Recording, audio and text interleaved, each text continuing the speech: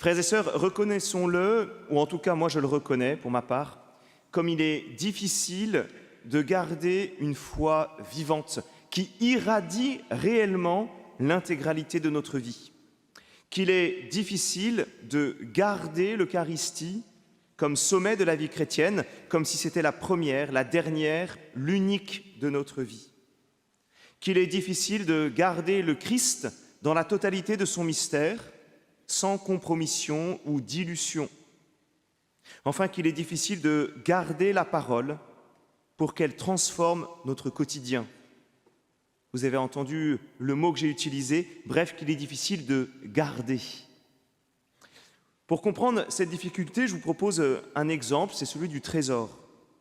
Comment est-ce que vous garderiez votre trésor? Je vois deux manières, soit le mettre au coffre-fort, c'est-à-dire dans un lieu fermé et l'entourer de tout un système de protection, soit de l'utiliser, le partager et l'investir afin de le faire fructifier. Avec la première manière, le trésor perd de son sens, de son utilité, il se dénature, se corrompt et meurt à petit feu. Avec la deuxième, au contraire, il est utile, trouve son sens, il vit et il engendre la vie. Si cela est vrai de tous les trésors, nous pouvons décliner notre question ainsi. Comment garder la parole? Comment garder la foi? Comment garder l'Église? Comment garder son frère, sa sœur? Comment garder nos valeurs? Comment garder nos traditions? Alors nous pressentons tous l'importance de ce mot « garder », mais attention parce que je pense qu'il est piégé, il est à double sens. D'un côté, il mène à l'immobilisme, à la sclérose et à la mort. De l'autre, il conduit à la fécondité et à la vie. Alors voilà les deux questions que je vous propose ce dimanche. Tout d'abord, pour un examen de conscience, de quelle manière je garde les dons de Dieu? Et deuxièmement, pour l'action, comment garder les dons de Dieu de manière vivante? Alors commençons par le début de l'Évangile. Si quelqu'un m'aime, il gardera ma parole. Comment gardons-nous la parole de Dieu? Combien d'entre nous gardons-nous une Bible chez nous que nous n'ouvrons jamais? Alors oui, nous gardons la Bible bien en sécurité, peut-être mise en valeur comme un livre précieux, mais elle est une parole morte. Combien de fois entendons-nous la parole de Dieu dans nos liturgies comme ce soir, sans nous y confronter réellement, sans la goûter, sans la savourer? Alors l'encens est là, la proclamation du prêtre ou du diacre est puissante, les ornements sont beaux, mais la parole n'agit pas. Pourquoi? Car nous la gardons comme une mémoire morte, un souvenir important mais qui ne transforme pas notre vie.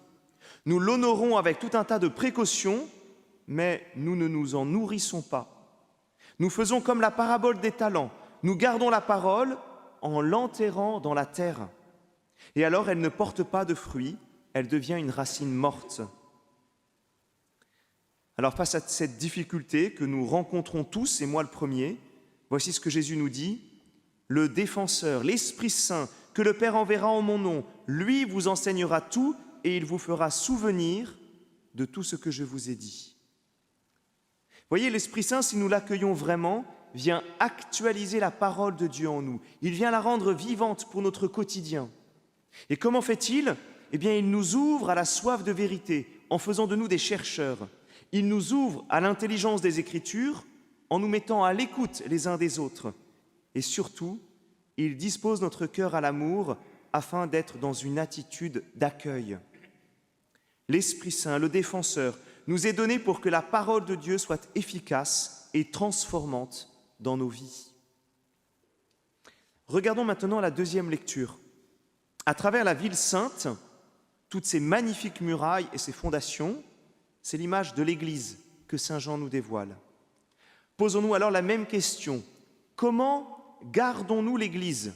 Faut-il garder l'Église en la protégeant d'un tas d'envahisseurs, de tas de personnes qui en veulent d'une manière vraiment dure contre cette Église, contre tous les francs-maçons qui veulent vraiment agir contre l'Église? Alors que l'Église en France paraît fragile, que son message est peu écouté, nous pourrions avoir tendance à la garder comme un bunker, prêt à rentrer en résistance. Or, garder l'Église, c'est au contraire la rendre toujours plus ouverte, c'est-à-dire missionnaire. C'est en vivant de la lumière de l'agneau, c'est en partageant cette lumière que l'Église vit, qu'elle est féconde et qu'elle remplit sa mission. Ces hautes murailles, elles ne sont pas défensives. Bien au contraire, elles comportent toutes des portes pour que le monde puisse entrer, pour que les missionnaires puissent sortir. Voilà ce qu'écrivait le pape François sur l'Église. Une Église vraiment selon l'Évangile ne peut qu'avoir la forme d'une maison accueillante, les portes ouvertes toujours. Les églises, les paroisses, les institutions avec des portes fermées ne doivent pas s'appeler des églises, elles doivent s'appeler des musées. Et c'est à nouveau l'Esprit Saint qui nous donne cet élan missionnaire, qui ouvre la porte de notre cœur à la rencontre et qui nous donne l'audace du témoignage. Frères et sœurs, comment partageons-nous le trésor de la bonne nouvelle qui nous est confié par le Christ? Entendons-nous résonner en nous les appels de l'Esprit Saint, que ce soit à travers le cri de nos contemporains, que ce soit à travers nos cœurs brûlants qui veulent partager leur trésor? Terminons enfin par la première lecture. Alors il est question de tradition, d'obligations liturgiques, de préceptes et de coutumes. Et en effet, les responsables de l'Église sont justement en train de définir ce qu'il faut garder ou non. Et je voudrais tirer un peu ce fil pour évoquer ce que nous appelons de manière plus large la culture, ou plus encore les valeurs. Face au mondialisme, nous pouvons être dans la peur et être tentés par ce fait de nous protéger. Il faut garder notre culture, garder notre identité, garder nos valeurs. Mais comprenons bien que si nous ne faisons que protéger une culture, protéger des valeurs, préserver une identité, eh bien nous les perdrons. C'est comme le trésor, il s'agit de vivre de ces valeurs, il s'agit de vivre et de participer à une culture au service de l'humanité. Il s'agit de vivre de notre identité d'enfant de Dieu, d'être engagé dans notre cité pour être vraiment ses enfants. Oui, nous nous devons de défendre la vie. Nous nous devons d'être les gardiens de nos frères et sœurs. Nous nous devons de garder la loi pour qu'elle ne fragilise pas les plus pauvres et les plus fragiles. Mais nous le ferons pleinement en étant réellement dans notre quotidien au service de la vie, au service de la charité. Toutes mes démarches contre la loi sur l'euthanasie et le suicide assisté doivent s'enraciner dans une vie au quotidien animée par la charité. Comment suis-je engagé auprès des personnes âgées, des personnes isolées, des personnes fragiles, des personnes marginalisées? Est-ce bien au quotidien que je leur dis que leur vie a du prix, que je leur dis qu'ils sont dignes d'être aimés et soignés? Frères et sœurs, nous nous préparons à vivre la solennité de l'Ascension, puis le temps de la Pentecôte. Eh bien, c'est précisément le moment de mendier l'Esprit Saint, le don de Dieu. Demandons-lui de raviver, de revivifier la parole en nous. Demandons-lui d'être au service de la vitalité de notre Église et d'être des missionnaires. Demandons-lui enfin la grâce de vivifier notre culture en vivant les premiers de ces valeurs que nous défendons.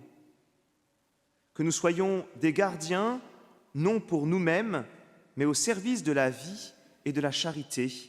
Amen.